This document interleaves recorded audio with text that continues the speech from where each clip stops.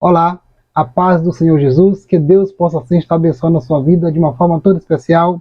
Meu nome é Magnabaldo Alves de Lisboa, estamos aqui para comentar a lição da nossa Escola Bíblica Dominical, da lição de adulto, a revista de adulto. Seja muito bem-vindo ao Teologia Simples e Direta, estamos aqui para falarmos da palavra do Senhor nosso Deus. E é muito bom ter você aqui com a gente para aprender da palavra do Senhor nosso Deus. E hoje nós iremos comentar a lição, a revista da nossa Escola Bíblica Dominical.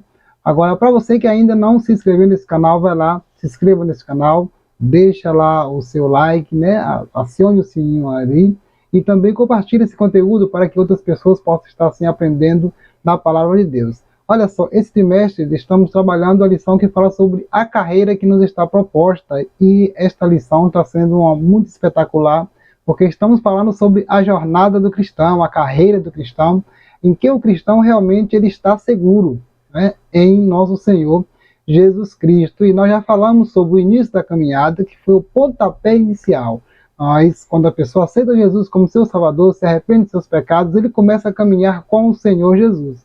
E aí nós também falamos da lição de número 2, que foi sobre a porta estreita e a porta larga, tá vendo? E você, qual caminho você tomou, qual a decisão você tomou aí? O caminho da porta estreita ou da porta larga? Espero que da porta estreita, que é o caminho que conduz para a vida eterna. Mas hoje nós iremos falar sobre a lição de número 3. Essa lição de número 3 vai falar sobre o céu, o destino do cristão. A gente sabe que nessa carreira que nos está proposta, nesta nossa caminhada cristã, nós temos um objetivo. Qual é o objetivo? Morar com Cristo na glória, a eternidade com o Senhor Jesus. Nada mais do que isso. As outras coisas que vêm na nossa vida são coisas que vêm apenas acrescentar a nossa vida, mas o mais importante é morar com o Senhor Jesus Cristo e, como diz o escritor na lição de número 3, o céu é o destino do cristão, de todo aquele que serve ao Senhor Jesus em espírito e em verdade. Mas vamos aí, a leitura bíblica em classe está em Filipenses capítulo 3, versículo 13, 14, 20 e o 21. Também Apocalipse, capítulo 21, versículo número 1 ao 4. É o texto onde vai fundamentar esta lição de hoje, tá vendo? Mas vamos aí, o texto áureo diz assim, mas a nossa cidade está nos céus, onde esperamos o Salvador, o Senhor Jesus Cristo. Filipenses, capítulo 3, e o versículo de número 20. E a verdade prática diz assim, o crente deve viver a vida cristã com a mente voltada para o céu, como sua legítima esperança. Então, essa lição está espetacular, porque nós vamos falar sobre a mentalidade do crente. É onde sua mentalidade está voltada, onde a sua esperança está voltada. E quando Paulo escreve lá aos Filipenses, no 3, versículo 20, que é o texto áureo, vai nos mostrar que o cristão ele é como um peregrino nesta terra, um forasteiro. Porque mesmo ele estando aqui neste mundo, mesmo ele no seu corpo, um corpo até mesmo que sujeita a muitas paixões, sujeito ao pecado, mesmo assim ele é um cidadão do céu, porque ele tem uma alma, um espírito que almeja, que está sempre ali ansiando em estar com o Senhor Jesus. Então a nossa cidade está nos céus, onde aguardamos o nosso Senhor Jesus. A sua pátria não é daqui. Você é um cidadão do céu. Olha que privilégio você ser um cidadão do céu. Um ser humano que não era nada, perdido, inimigo de Deus, e agora é um cidadão do céu. Tá vendo que maravilha? Isso é um privilégio. Isso é um privilégio daquele que serve ao Senhor Jesus em espírito e verdade. E esse privilégio é um favor imerecido, porque nós não merecíamos, mas Deus ele deu através da morte expiatória de Cristo na cruz do Calvário. Mas escute bem, você como cidadão do céu, quem sabe é que você pretendia ser cidadão europeu, inglês, espanhol, francês, qualquer um desses cidadãos aí, qualquer cidadania dessa aí, mas você não tem nenhuma dessa cidadania, quem sabe, você fica, quem sabe, triste, cabisbaixa, mas eu queria ser um cidadão inglês, pertencente dos europeus, mas você tem que se alegrar porque você é um cidadão do céu. Os seus hábitos não são daqui, a sua postura não é daqui, a sua conduta não é daqui, você está aqui apenas de passagem, é um peregrino aqui nesta terra. E um dia, escute bem, um dia o Senhor Jesus irá buscar este povo para morar com ele na glória, morar com o Senhor Jesus. Por isso que a lição de hoje fala sobre isso, o destino do céu, o destino do cristão. Mas que cristão é esse? Aquele que serve o Senhor Jesus em espírito e verdade, não é aquele que se autodeclara cristão. Eu sou cristão, eu sou gospel, eu sou crente. Não, aquele que nasceu de novo, aquele que escolheu a porta estreita e o caminho apertado, aquele que deu início à sua caminhada com o Senhor Jesus, aquele que abandonou tudo para servir ao Senhor Jesus. Esse sim tem um lugar garantido com Cristo na glória, né? Tem um lugar garantido com o Senhor Jesus na eternidade. Por isso que é importante a pessoa permanecer firme nesta caminhada, nesta carreira que está proposta. Porque esta carreira é que mostra realmente onde o cristão, onde ele vai passar a sua eternidade. E onde você vai passar a sua eternidade? Nossa eternidade nós devemos passar com o Senhor Jesus Cristo. Por isso que é importante, né, enfatizar isso. O cidadão do céu, o cidadão do reino, é aquele que abandonou o pecado para servir a Jesus e escolheu uma vida de abnegação para servir ao Senhor Jesus em espírito e em verdade. Então o crente deve viver isso, com sua mentalidade voltada para cima. Quando fala de cima, do céu, está falando voltada para Deus, para as coisas espirituais. Por isso é que é importante entender isso, você se apropriar deste conhecimento, deste conteúdo, para que você possa entender quem realmente é que vai morar, passar a eternidade ao lado do Senhor Jesus. Lembra quando Jesus falou com Nicodemos? Olha, Nicodemos, importante é nascer de novo, né? Aquele que nasce da água do Espírito, ele vê o reino de Deus, mas quem não nasce da água do Espírito não pode ver o reino de Deus. E isso que realmente faz parte da vida daquele que vai morar com Cristo na glória, vai morar com Cristo, passar a eternidade com o Senhor Jesus. Pois bem, vamos aí. O primeiro tópico da lição fala sobre o céu, alvo de todo cristão. Vamos fazer uma definição do que é céu, né? No Antigo Testamento, essa palavra vem do hebraico chamaim, que significa céus, firmamento. A gente vai ver desde o Gênesis, no capítulo 1, versículo 1.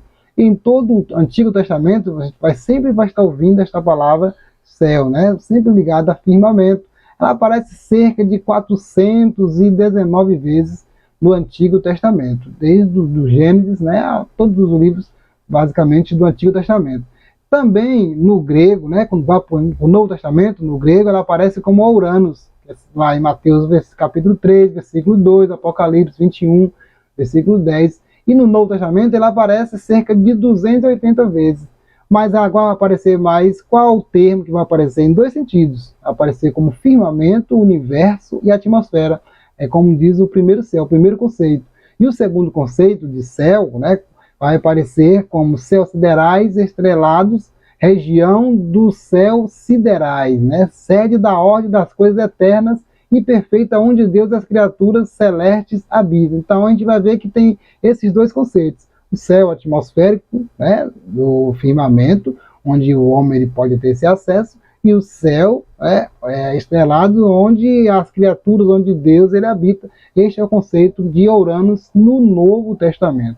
Mas quando a gente pega essa palavra, né, vai traduzir essa palavra, tanto chamaim como Ouranos, na língua portuguesa, ela vai mostrar o céu como altura, né? O Ouranos vai ser como algo elevado. Por isso que a gente fala, leva os meus olhos para os altos, para os céus, sempre voltado para cima. Então, esta palavra, sempre elas trabalham junto. O céu como firmamento, céu como algo elevado, como altura, como universo atmosférica. Por isso que Paulo ele vai falar sobre 3 tipos de céu, que ele esteve até o terceiro céu.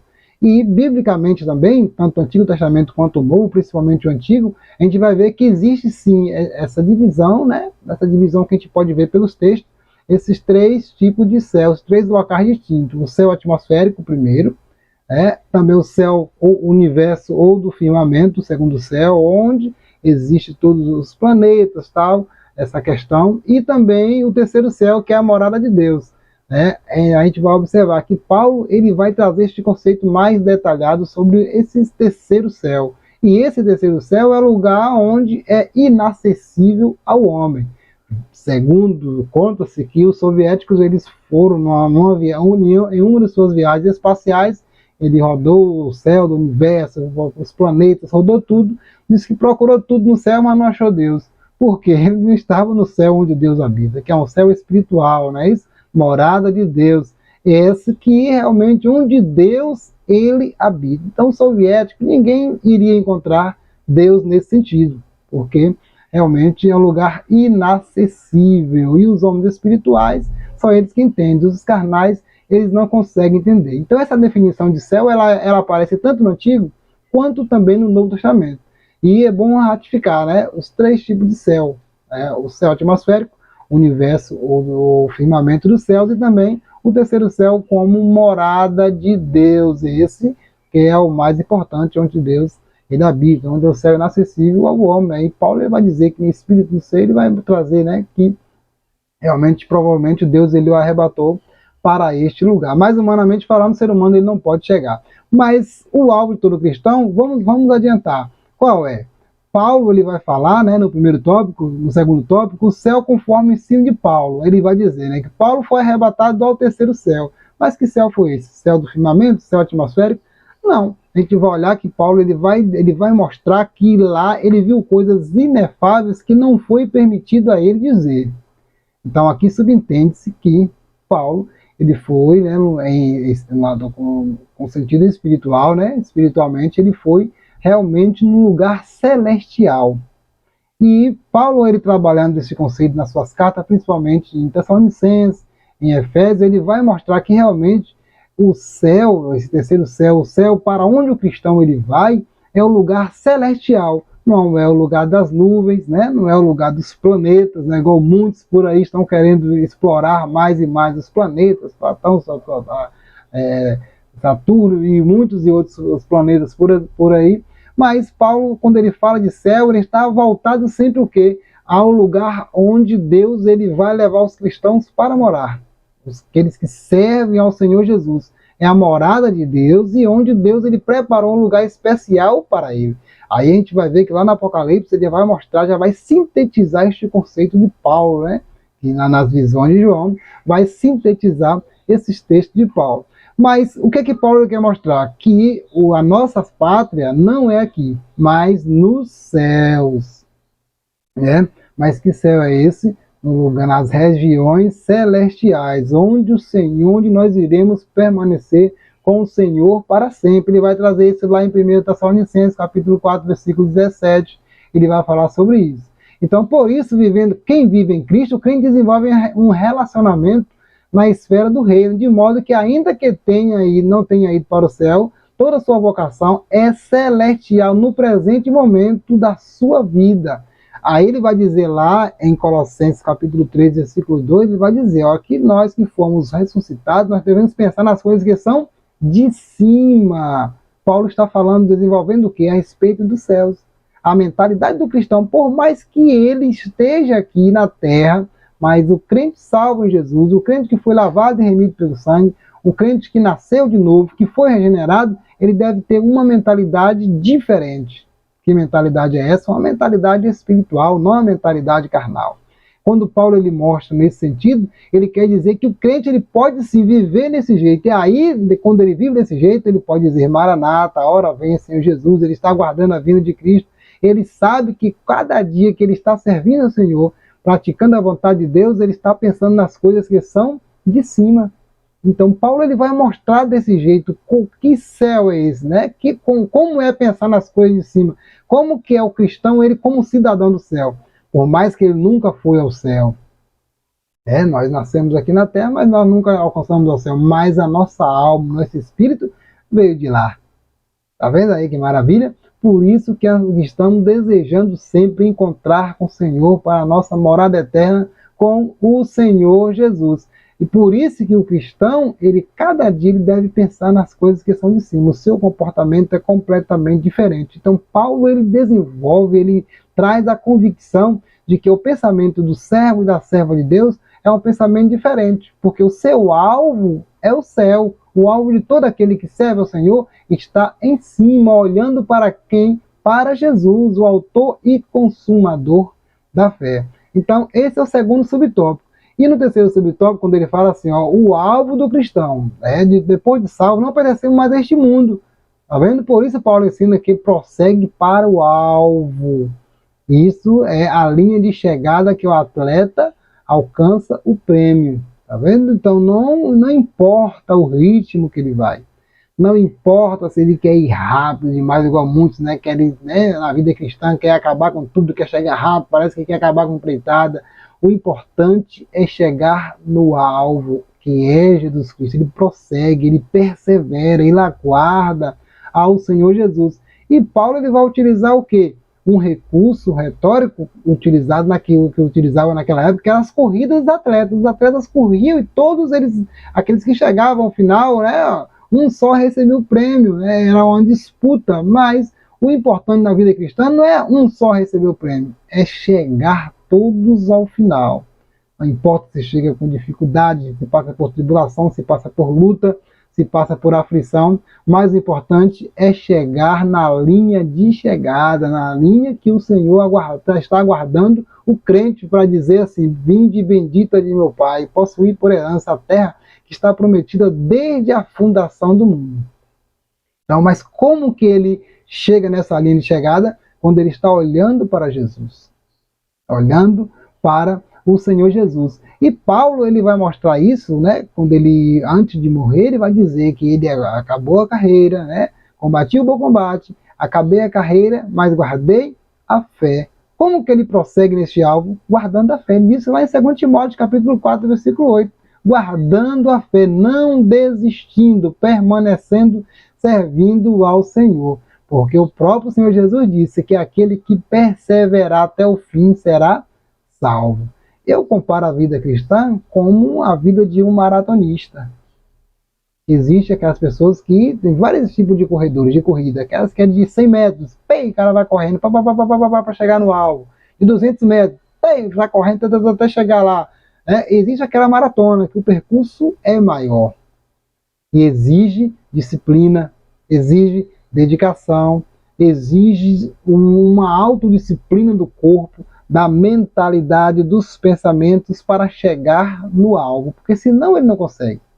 Ele não vai conseguir ele correr ali 20 km, 30 km, a depender da corrida, 10 km, não sei, a depender da corrida ele não vai aguentar, se ele não estiver bem com a sua mente focado no objetivo. Por isso que Paulo diz, né, prossiga para o alvo, na linha de chegada. Se estamos nessa caminhada cristã para morar com Cristo na glória, nós devemos pensar em quê? Nas coisas que são de cima, pensar positivo, pensar no Senhor Jesus, olhar fixo no autor e consumador da nossa fé. Quando ele olha para Jesus, ele consegue sim chegar. Igual Paulo falou, acabei a carreira, mas guardei a fé.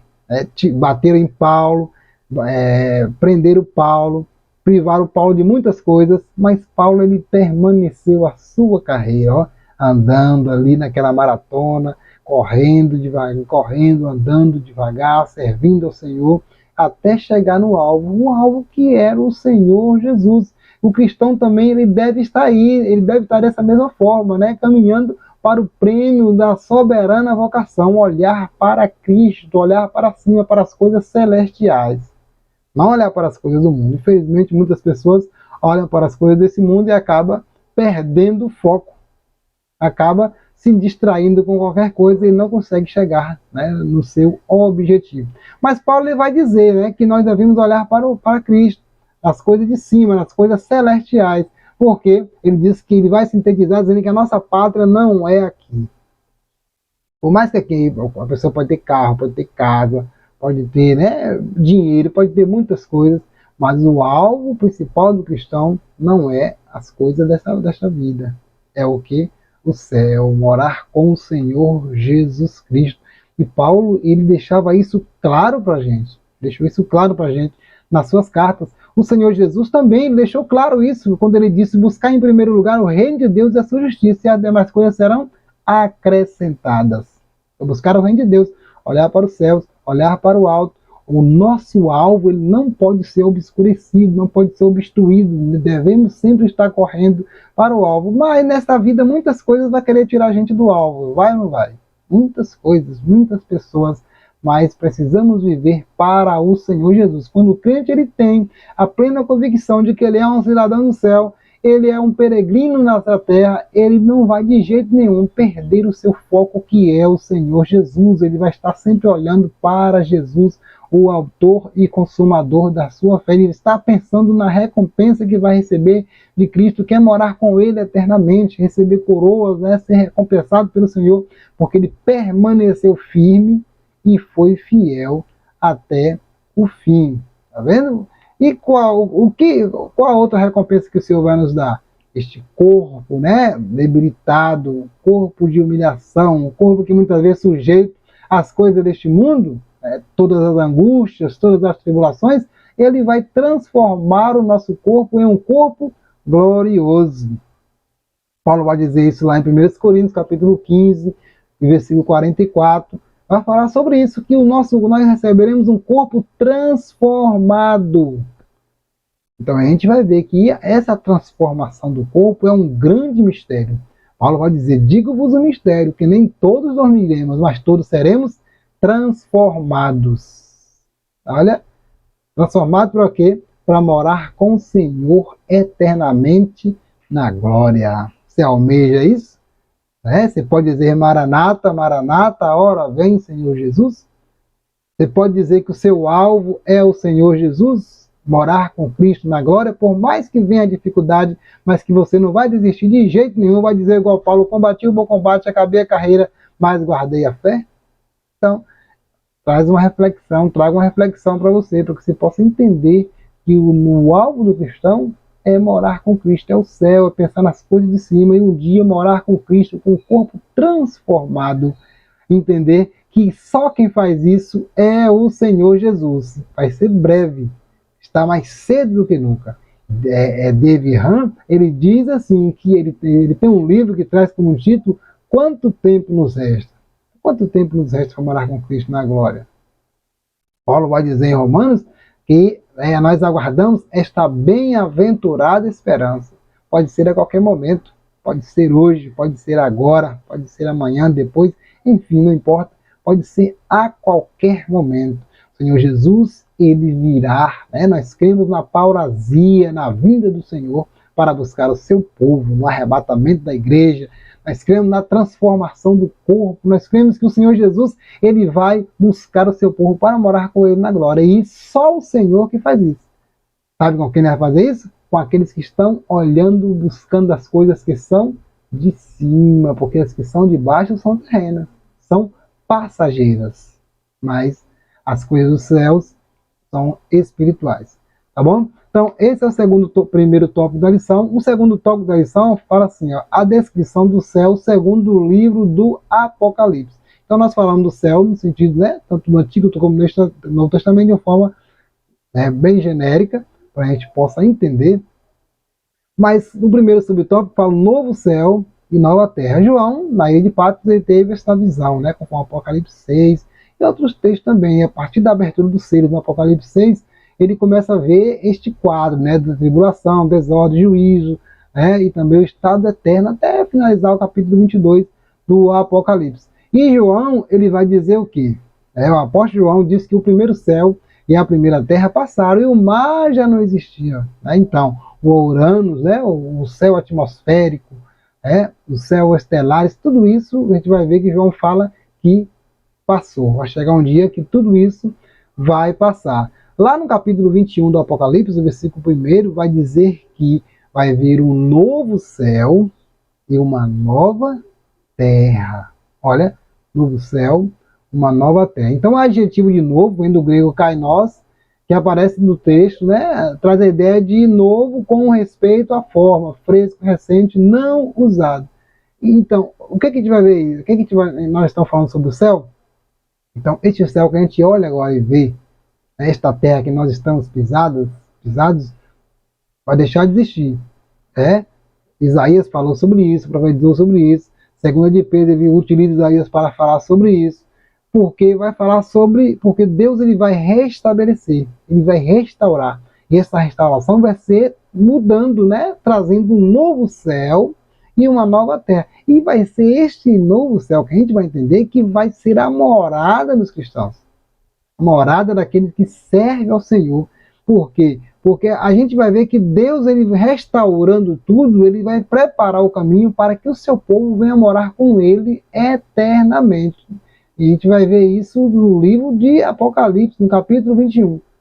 Então vai ser um lugar sem igual, né? Um lugar incomum, desconhecido, que a gente, por mais que a gente possa aqui querer especular, a gente não vai falar com certeza, com clareza, como vai ser, né, essa questão de como vai ser realmente esse novo céu, essa nova terra. Nós sabemos pelo texto, pelos textos, né, Isaías fazendo paralelo, né, com Apocalipse 21, a gente vai ver que realmente Deus, ele vai mudar. Isso vai acontecer também lá no trono branco, né? Vai dizer que o novo céu, a nova terra, a terra, o mar já não existe. A gente vai ver que Deus, ele vai fazer esta mudança, esta restauração. Para que Deus faz isso? Por que Deus, ele fez isso? Então, João, ele vai ver isso. Para quê? Porque é o lugar, é o destino do cristão, um novo lar completamente redimido. Completamente redimido.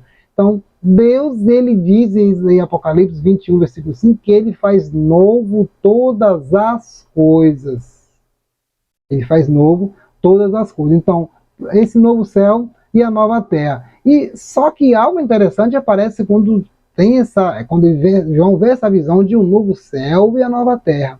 É o segundo subtópico que fala sobre a linda cidade da nossa nova morada. Aí João, ele vai ver algo diferente. Ele vai ver descer do céu uma cidade diferenciada, que ele chama de a Santa Cidade, a partir do versículo 9. Ele vê descer e ele descreve, ele fala, narra a beleza daquela cidade, os fundamentos, de como ela é formada, as pedras que eram preciosas que tem nela. E essa cidade, a gente vai observar que é a Nova Jerusalém. Porque Nova Jerusalém, né, possivelmente está fazendo alusão também a Jerusalém terrestre, né, que vai se passar, e vai vir uma nova cidade, a Nova Jerusalém, que no próprio texto vai descrever como morada de Deus, morada do Cordeiro. Tá vendo? E ali, esta cidade, sim, que vai ser a morada eterna de todos aqueles que servem ao Senhor Jesus Cristo. Olha aí, que maravilha. A Nova Jerusalém, ela pode ser descrita como a morada de Deus, a pátria dos salvos, lugar em que os santos habitarão. Nessa cidade não haverá luz. Tá vendo? Porque a glória do Cordeiro será a própria luz. Não haverá questão de dor, de pranto, de choro. Não haverá nada disso. As coisas velhas se passaram. Não vai existir mais. Porque Deus, ele preenche tudo.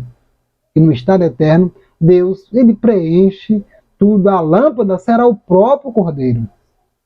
E sem contar que o crente, aí sim, ele vai poder ver Deus, porque ele vai estar com o corpo glorificado, poder ver o Senhor Jesus, porque ele vai estar com o corpo glorificado. Então essa necessidade não vai necessitar mais de tempo, porque o próprio Deus é o templo.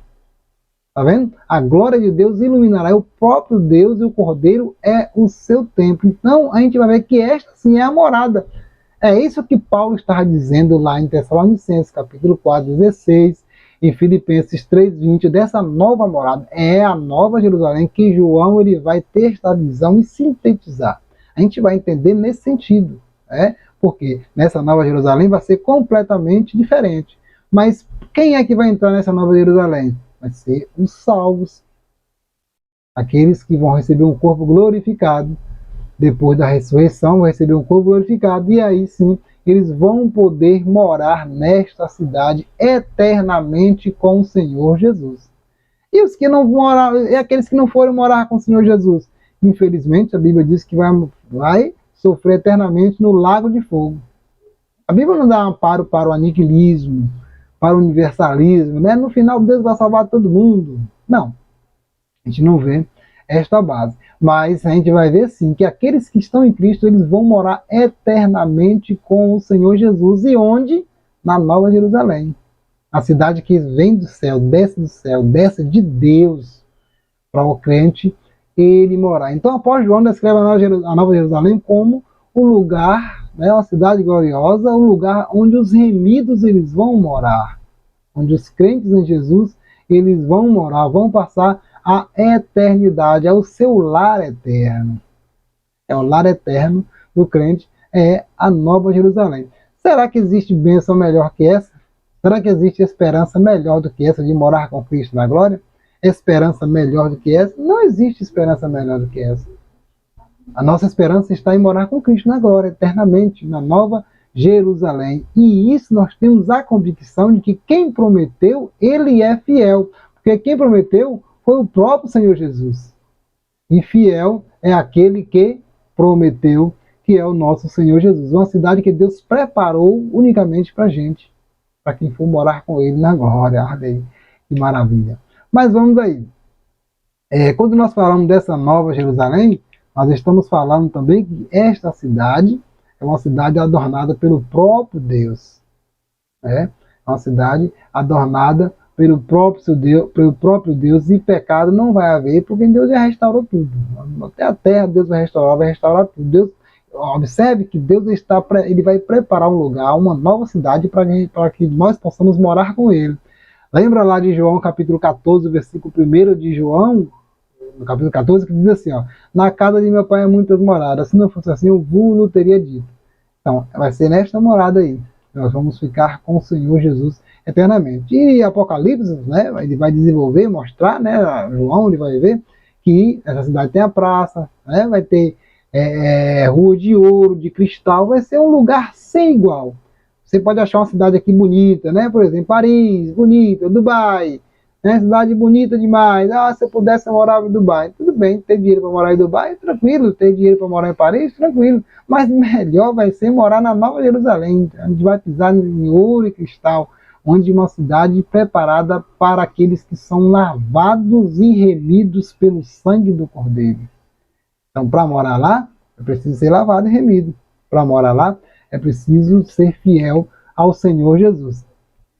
E o terceiro tópico da lição fala sobre o céu, o fim da jornada cristã, tá? Onde vai encerrar. Lembra quando Paulo disse: combati o bom combate, acabei a carreira, guardei a fé. Então Paulo naquele momento está dizendo: olha, aqui na terra, minha carreira acabou. Então vou partir agora para outra dimensão. Paulo ele entendia desse jeito, que ele estava indo para outro lugar, para morar com o Senhor Jesus, né? Aguardar o arrebatamento, aguardar a parousia, a vinda do Senhor Jesus. Então o primeiro subtópico fala: estaremos onde Deus está. Apocalipse 21, né? Fala sobre este fim desta jornada cristã, onde o crente ele vai estar onde Deus habita. Né? Onde Deus habita, vai ser onde? Na Nova Jerusalém, que o próprio Senhor Jesus que diz: olha, virei para o Pai, né? Apocalipse 14, né? João 14, que eu falei nesse Evangelho de João, capítulo 14, versículo 1 ao 3. Ele vai dizer: e onde eu estivesse, e quando eu for vos preparar lugar, virei outra vez, para que onde eu estiver, estejais vós também. Tá vendo? Então, onde ele estava falando sobre isso? Nas moradas celestiais, nas mansões celestiais, morar com o Senhor eternamente. Neste lugar habitaremos com Deus em seu tabernáculo, pois nós seremos o seu povo e ele o nosso Deus. Olha aí que maravilha. Tudo isso vai ser uma realidade do futuro. Daqui a pouco tempo, do jeito que as coisas estão acontecendo, a gente vê que os sinais cada dia mostram que esse grande dia está chegando. Olha como está, né? A banalização do evangelho, muitas coisas que as pessoas estão fazendo, desacreditando do Senhor, ideologias contra a palavra de Deus, contra o homem, todo esse tipo de coisa. Mas vai chegar um dia que o Senhor Jesus ele vai vir buscar a sua igreja. Que igreja é essa? A igreja lavada, que comprou pelo seu sangue, lavou e remiu pelo seu sangue. Então tudo isso vai acontecer. Está mais perto do que nunca de acontecer, onde nós iremos eternamente morar com o Senhor Jesus Cristo, onde nós teremos essa união eterna com o Senhor Jesus, sem nenhum impedimento.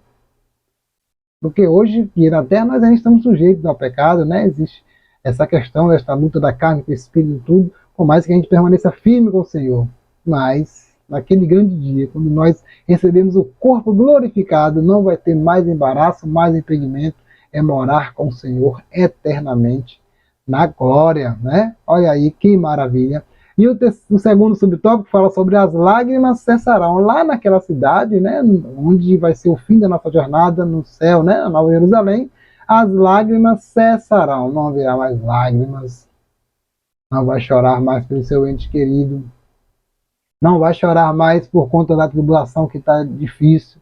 Não vai chorar mais porque não está aguentando pagar aluguel, porque está desempregado, porque está doente. Não vai ter mais nada disso, né? Não vai ter mais nada disso, porque a bênção de Deus, as lágrimas irão cessar. As lágrimas aqui na terra simbolizam o quê? Tristeza, sofrimento, tragédias humanas, enfim, e outras coisas. Tudo isso representa. Mas no futuro, na Nova Jerusalém, essas coisas são passadas. Não existirá mais. Vamos morar com o Senhor eternamente. Que Deus enxugará eternamente as nossas lágrimas, lágrimas dos nossos olhos. Sabe por que não vai acontecer mais isso? Porque corpo glorificado não vai ter mais esse tipo de coisa, né? Nosso corpo será mudado. Não vai ser mais, a gente sofre, chora por conta do nosso corpo físico. Cada matéria, tudo isso, né? Gravidade, sangue, envolve tudo isso. Mas, como a Bíblia diz, Paulo diz que nem a carne nem o sangue herdarão o reino de Deus. Então não vai ter mais nada disso. Vai ser um corpo transformado, livre de toda a corrupção, livre de toda a concupiscência, de tudo aquilo, de licenciosidade, de tudo aquilo que não agrada a Deus. Se este corpo transformado, aí sim vai ficar livre de todas as lágrimas, de tudo aquilo que de todo tipo de sofrimento. Aquele que perdeu o pai, perdeu a mãe, aquele que muitas vezes sofreu, não vai ter mais nada disso naquela cidade. Você quer ir para essa cidade? Você quer morar lá neste lugar com o Senhor Jesus? Quem sabe você ainda não aceitou Jesus como seu Salvador? Então aceite Cristo para morar com Cristo lá na glória, para morar eternamente com o Senhor Jesus. E lá não haverá mais dor, né? Igual diz a música, não haverá mais dor, não haverá mais lágrimas, nada disso. Somente adoração ao Senhor Jesus. Vai estar livre de qualquer tipo de corrupção. E isso vai ser o quê? A redenção do homem, né? Vai acabar com tudo isso. Corpo transformado, livre de todo tipo de embaraço. Tá bom? E o terceiro tópico fala sobre o céu como repouso eterno. Como fala de repouso eterno, né? Não está dizendo que lá no céu vai ser um lugar de tédio, essas coisas assim, né? Porque lá a gente vai ver que vai ter adoração, vai ter serviço, né? E a gente vai olhar pelos textos do Apocalipse, principalmente lá no capítulo 22 do Apocalipse, a gente vai ver como Deus ele vai restaurar, a gente vai observar que vai ter ainda algum tipo de atividade que o ser humano vai fazer, porque tem rua, tem casa, tem tudo isso. Quando falo de repouso eterno, estamos falando de repouso de qualquer tipo de atividade humana, de dificuldade, de cansaço devido ao pecado, de toda a fadiga, a exaustão de hoje. Hoje o ser humano, muitas pessoas hoje em dia, eles estão, né, enraizados, sendo ameaçados por quê? Por ansiedade, depressão, síndrome de pânico, né, medo de muitas coisas. Tudo isso tem afetado a pessoa, tem deixado a pessoa fadigada. Por isso Jesus disse: vinde a mim todos que estáis cansados e oprimidos. Isso traz uma pressão, uma opressão no ser humano, que o homem ele não consegue suportar. As fadigas deste dia.